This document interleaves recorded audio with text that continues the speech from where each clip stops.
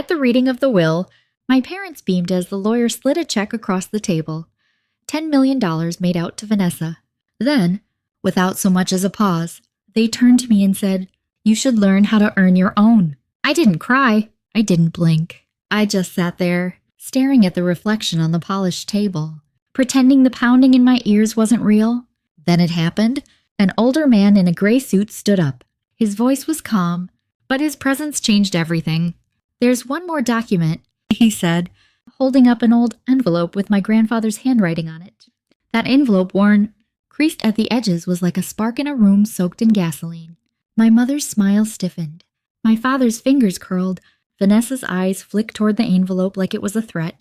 And that envelope didn't just contain words. It contained the match that would ignite every lie they'd spent years carefully wrapping in ribbon. And it led to the last place I ever expected to go. My grandfather's ranch, just outside of Charleston. I hadn't been there since the spring before he passed. Back then, it was a place where the wind made you feel safe. No, it carried ghosts. When I pulled up, gravel crunched beneath my boots. The wind chimes on the porch, once the soundtrack of quiet afternoons and mason jars of sweet tea, sounded hollow, distant, like echoes bouncing through time. I stood in front of the door and hesitated. The white paint still flaked at the edges. The magnolia trees still leaned too far to the east. But somehow, the house didn't feel like mine anymore. When I knocked, I half expected silence. Instead, I got, "So, you finally decided to show up?" My grandmother's voice cut sharper than ever. Arms crossed. Jaw set, she looked like someone who hadn't moved an inch in 100 battles. I froze. I searched her face for something recognition. Softness. Anything. But all I saw was stone. "Grandma, what's going on?" I said, stepping forward.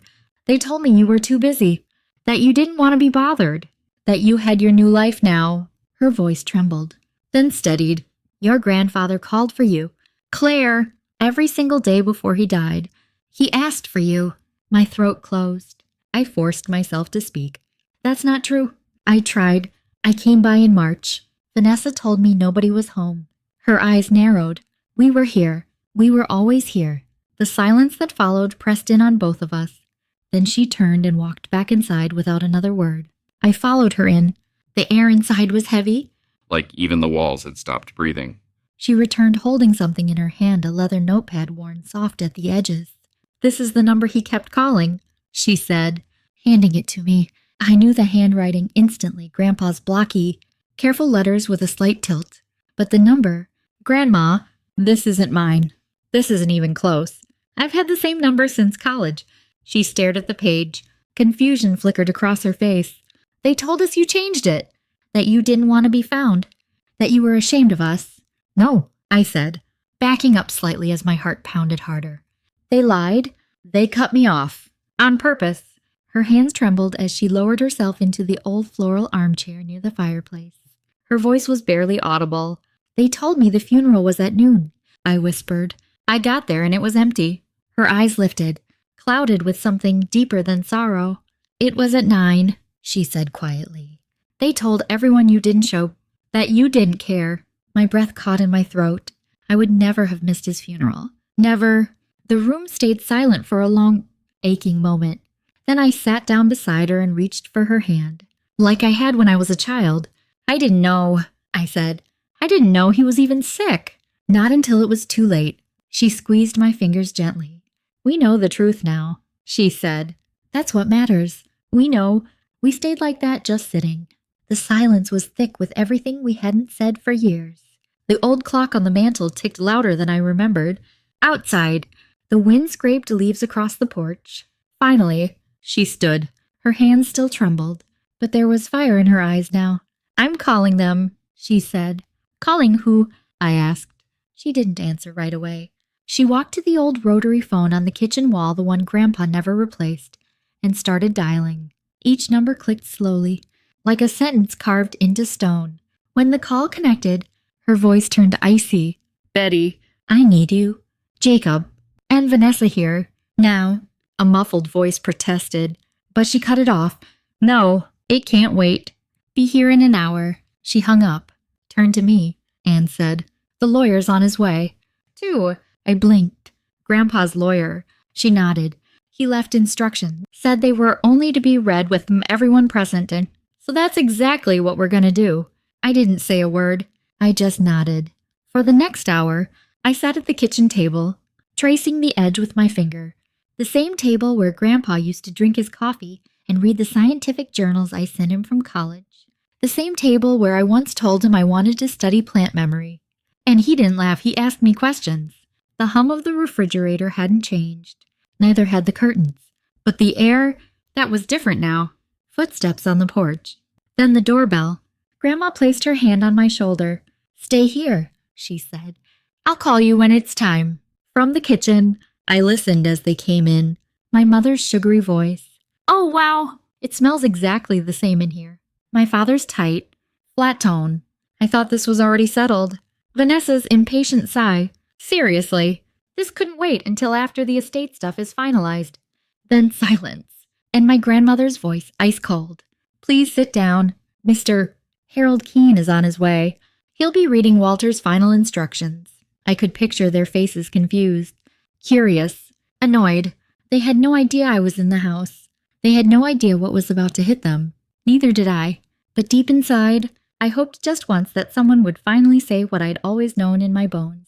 What they did wasn't love. Silence wasn't confusion. Exclusion wasn't a misstep. They were all choices. Then I heard the front door open again. A new voice this time. Calm. Professional. "This won't take long," he said. "But it must be done properly." That was my cue. "Claire," Grandma called.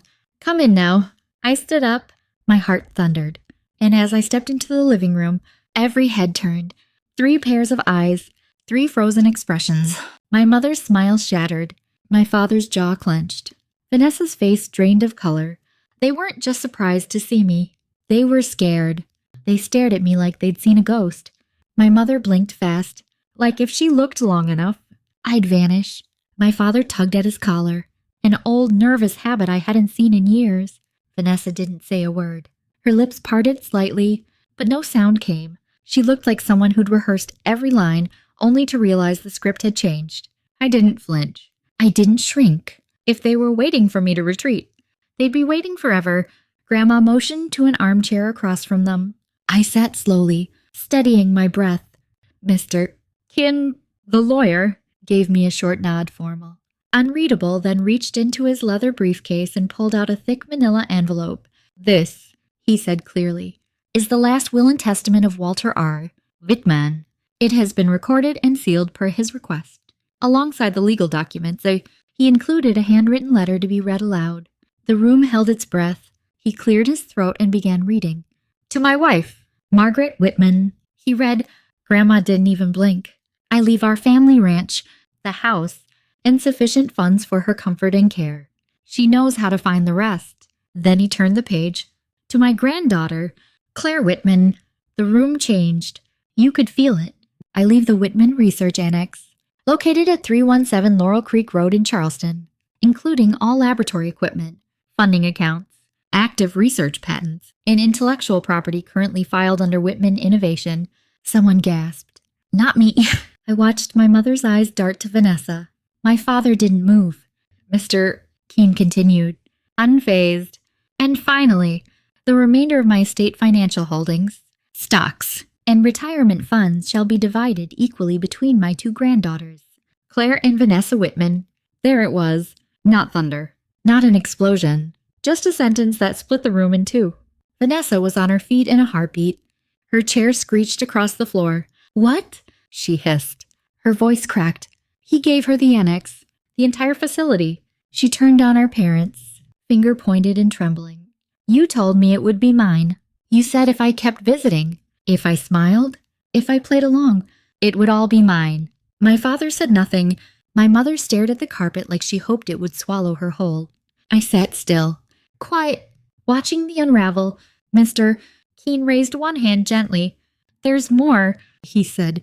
"Mr. Whitman also wrote a personal letter addressed to Clare. He requested it be read aloud, in this room, in front of the family." Vanessa scoffed, a bitter, hollow sound. But nobody joined her. Grandma stepped forward and handed him a folded sheet of paper from the drawer beside her chair. He wrote it the week before he died. she said.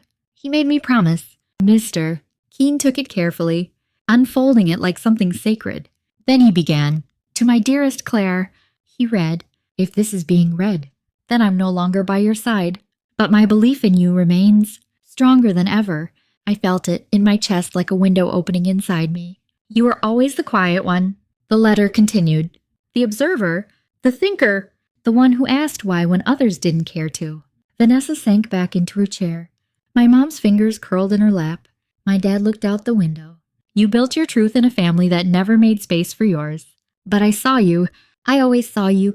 A warmth spread through my ribs. Not revenge. Not triumph. Just truth. You were never a mistake. The letter read, you were the legacy I was most proud of. Tears gathered in my eyes, but I didn't look away. I wanted them to hear every word. I remember how you clutched that notebook at 7. Mr. Keene read, timing how long it took raindrops to fill a glass. I saw how your face lit up when you found patterns, while others only saw mess. I blinked slowly. And that notebook, I still had it. I saw your joy dim each time your mother brushed you off. The way your father changed the subject when you shared something that mattered. Across the room, I heard my mother gasp softly. I saw how they understood Vanessa's shine. The letter continued, but never learned to understand your glow. And instead of learning your language, they shut you out. Vanessa's arms folded tight across her chest. I don't blame her entirely. The letter went on. She played the part she was handed. But you wrote your own role. That, my girl, takes courage. A tear rolled down my cheek. I didn't wipe it away. I remember when you won your first science fair. You asked me to hide the trophy. You said, maybe if I don't show it, they'll stop looking at me like I don't belong. A sharp breath came from my father's side of the room. Maybe guilt. Maybe just discomfort. You deserved celebration. Claire, Grandpa wrote, not invisibility. And while I can't undo the damage, I can give you something that is yours alone. A space to build, without apology, without their shadows. Mr. Keene folded the letter slowly. The silence afterward didn't feel empty. It felt full, like every truth we'd buried had finally surfaced. I cleared my throat. I remember that science fair, I said softly. Mom didn't come. She was at Vanessa's dress rehearsal. Vanessa flinched. I came home holding that trophy like it was a crime. My dad finally spoke. Claire, this isn't the time to revisit the past. No, I said, my voice sharp. It's the only time, because all I ever heard from you was, why can't you be more like your sister? I turned to Vanessa, and from you, every time I was proud of something, you turned it into a threat. Vanessa rolled her eyes. Oh, please, you always played the victim. I worked for what I got. I nodded slowly. You mean you smiled when told? Visited when convenient. Said what made you look good because you thought it would pay off. Her expression twisted. And what? You think you're some innocent genius in a lab coat? I almost laughed. No, I think I earned his love without performing. And that's something you never understood. Love isn't a reward for playing a role. Then Grandma stood. She stepped forward slowly. But with purpose. I regret that Walter left you anything, she said, locking eyes with Vanessa. You may have played the role, but it was never love. It was a transaction, and I'm ashamed I didn't see it sooner. She looked at all of them. Leave. You're not welcome here, my mother gasped. Mother. Out, Grandma repeated. Now. They hesitated, stunned. Then Vanessa snatched her bag and stormed out, her heels hitting the floor like gunshots. My parents followed, muttering. Stunned, powerless, and for the first time, they couldn't take anything with them. The door closed behind them. No slam, just finality. I stood there for a moment, breathing in the quiet, not tense, not scared, just free. The room felt different, not just quiet, clear. Grandma passed by me and sank into the couch, her hands calm in her lap now. The tremble was gone. They'll come back, I said, barely louder than a whisper. Maybe, she replied, eyes on the door, but this time, we don't have to let them in. That hit deep. For most of my life, I'd lived under an unspoken agreement. If I proved myself enough, if I stayed useful, if I made myself small when necessary and invisible when required, then maybe they'd see me. Maybe they'd call me daughter, sister, family, and mean it. But standing there with the sound of Grandpa's letter still ringing in my mind, Something cracked open. I had been trying to earn love from people who never had it to give. And Grandpa, he'd seen it the whole time. "I need air," I said. Grandma nodded, and I stepped out onto the back porch. The boards groaned beneath my feet. Same sound I remembered. But now it didn't signal return. It signaled change. The magnolias still bloomed in the corner. Just beyond the fence was the old red dirt patch, where Grandpa let me build my first greenhouse at 10. It collapsed in 2 weeks. He called it a perfect disaster. We'd laughed about that for years. I thought of that little girl, knees scraped, eyes wide, who'd believed she could build anything. I wondered how long she'd been buried under expectations not her own. When I came back in, Grandma had put a kettle on the stove. Her steps were slower, but every movement was intentional. "You know," she said, stirring sugar into her tea. "Walter started planning that research annex 5 years ago, before he ever got sick." I blinked. "He told me he wanted to give you a place where you didn't have to ask permission to be yourself." The tears came this time quiet, smooth, without force. Not grief, not anger, just release. That night, I slept in my old room for the first time in years. The wallpaper was peeling a bit, the mattress too soft, but the ceiling still had those glow-in-the-dark stars. Grandpa helped me stick them up when I was 9. I had made him arrange them into accurate constellations. He didn't question it, just got the ladder. As I lay there, something settled in me. The house didn't feel haunted anymore. It felt reclaimed. The next morning, I brewed coffee and brought 2 mugs to the kitchen table, yes. That same one I used to avoid when my parents visited. Grandma looked up from her newspaper and gave me a tired smile. "So," she said. "What now?" "I think I go see it," I replied. "The annex, the lab." She nodded slowly. "He'd like that." Sunlight broke across the kitchen window, washing over the magnolia branches. For the first time in a long while, I didn't feel like I had to explain myself. And that more than money, more than any inheritance, was the first real gift I'd ever been given by this family. Grandpa left me more than a legacy. He left me permission. The annex looked nothing like a lab at first glance. It looked like a renovated barn, because it was. A dusty road off Laurel Creek led me to it, tin roof. Wide beams, stable doors, but inside was magic. Glass panels ran along the east wall, flooding the space with morning light. Tables were lined with untouched lab gear, microscopes, centrifuges, data tablets, and a still-wrapped 3D printer. Shelves were labeled with my name. In the center of the room stood a bench, and on it, my childhood notebook, the one I thought I lost in college, the one with hand-drawn diagrams of bee communication systems. My knees nearly buckled. He hadn't just built me a lab. He built me a home for my mind. Over the next few weeks, I moved in full-time. I brought on 2 grad students, Tara and Micah, old friends from university, full of stubborn optimism and caffeine-fueled hope that science could still be human. We started small, a grant to study micro-irrigation, then a partnership with a regional farming co-op to test sustainable crop cycles. We made mistakes, fried equipment, got grant rejections that stung, but we showed up every day. I unlocked the doors to a place that didn't ask me to prove my worth, where being too smart or too quiet wasn't something to fix. One night, after a crushing rejection, I sat on the floor of the annex alone. Surrounded by blueprints and coffee cups, I pulled out Grandpa's letter, the one I'd asked Mr. Keen to let me keep. I read the same line I always returned to.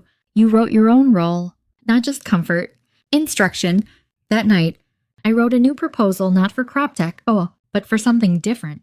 A youth science program for rural schools. We called it the Little Scientist Initiative.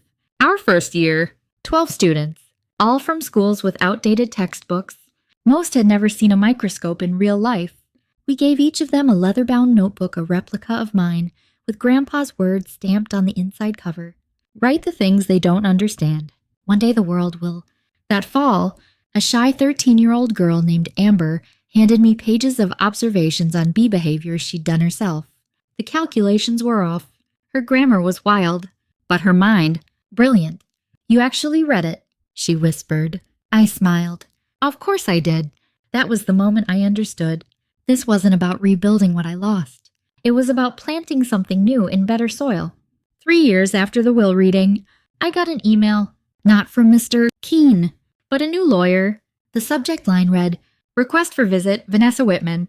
I expected legal trouble, Another challenge, another clause. But when Vanessa showed up, I almost didn't recognize her. No makeup, baggy navy coat, no heels, no entourage. She walked slowly, like she didn't want to take up space. We stood under Grandpa's portrait in the annex lobby. He always knew who you were, she said quietly, even when I didn't. Especially then. She asked for a tour. I said yes. We walked through the greenhouse, the student showcase wall, the crop development room. She didn't talk much, just questions, honest ones. How do you fund this? Do the kids get to publish their work? What's this thing do? We reached the community garden. Kids were picking lettuce. A mom helped her son near the compost bins. A dad tested soil with our moisture sensors. Vanessa stopped. Her voice cracked. I don't expect forgiveness, she said. I just wanted to see what he gave you and what you built. She didn't cry, but she couldn't keep her hands still. I let her stay. No lecture, no bitterness, just space. Since then, she volunteers twice a year at the youth program, helps with student presentations, teaches them how to explain data in plain English. Some kids call her Coach V. Last summer, she gave me a folder, wrote a guide for shy kids. She said, almost embarrassed. Might help. It wasn't perfect, but it was thoughtful. And for the first time, my sister didn't feel like a threat. She didn't apologize with words. She just showed up. Sometimes that's enough. It's been 6 years since the will reading. I haven't spoken to my parents. Their names pop up in emails I don't open, in charity galas, in Florida real estate news. I don't hate them, but I don't miss them either. The annex has grown. 1 barn became 4 buildings, 3 greenhouses, over 60 acres of test fields.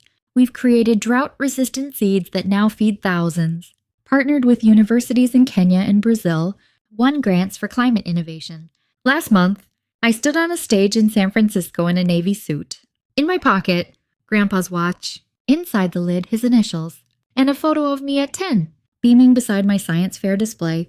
He carried that photo every day. Now it sits on my desk, right where the morning light hits. Sometimes, I still talk to him. When experiments fail, when kids win scholarships, when I remember how close I came to disappearing. He never let me fade. Now I understand why. Legacy isn't a monument. It's a map, a trail made of kindness, choices, and anchors for the next person to follow. These days, Grandma lives in a small apartment connected to my house. Her memory fades sometimes, but she's still sharp when it matters. We drink coffee in the sunroom. She tells me stories about Grandpa I never knew, how he planted a tree just to propose, how he believed soil could remember kindness, how he always knew I'd come back. Maybe he was right. Maybe I had to leave to understand what coming back really meant. Some evenings, I walk to the bench at the far edge of the field. I look up at the stars, the real ones now, not plastic, and I think of that girl I used to be, the one who never stopped asking why, the one he believed in. When the wind moves just right, I swear, I hear his voice in the leaves. Write the things they don't understand. One day the world will, and now it finally does.